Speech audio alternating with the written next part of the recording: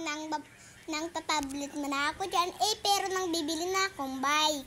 Tagal po yan, namiyak pa ako kanina. At ako na nga lang po ang magbo-voice over dahil ang gulo nila.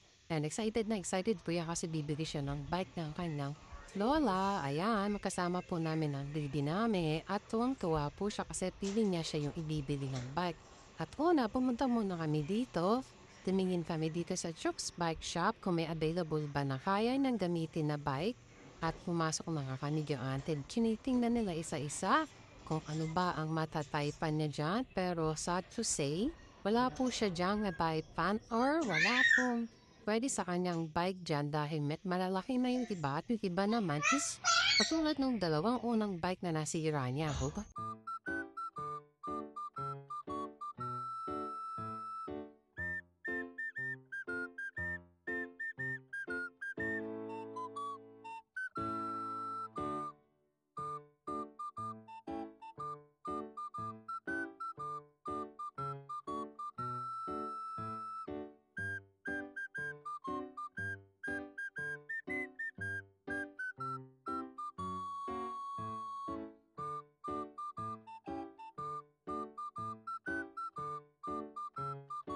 Bumalik na nga kami sa sasakyan at pupunta na kami sa isang bike shop dyan. At tandaanan pa nga namin itong Casino Pilipina na ginagawa ang harap. Ayan, dito na kami sa isang bike shop at marami ditong pwedeng family. At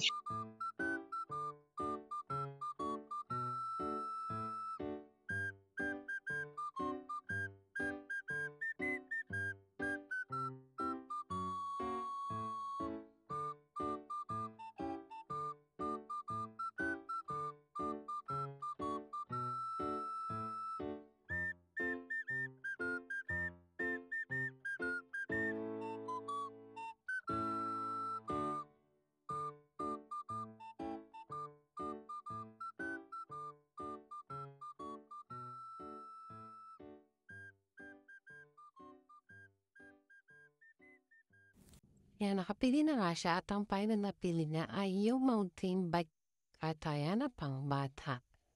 Ayan, nilalagyan na nga ng hangin yung gulong niya at ike-test drive na. Ganyan titingnan kung kaya niya yung taas ng bike para pwede po i-adjust yung upuan. Pero todo na pala sa pinakamababa yung upuan. Kaya ayan, test drive niya uwi namin sa bahay. Sobrang excited niya. Ayan, di na siya mapakali. At nabili na nga ng bike ang batang spoiled. Ayan, pauwi na kami niyan. At syempre, thank you so much po kay mama sa pagbili ng bike kay Jaden. Talagang hindi matiis na ibili yung apo niya. Yan, tinatanggal na nga niya yung bubble wrap ng bike niya para daw pag ginamit niya mamaya sa bahay ay wala na daw ang bubble wrap. Ayan, pauwi na kami niyan guys. Tandaanan pa namin ito. And syempre, bago matapos ang video, thank you po mama and tito sa pagbili ng bike kay Jaden.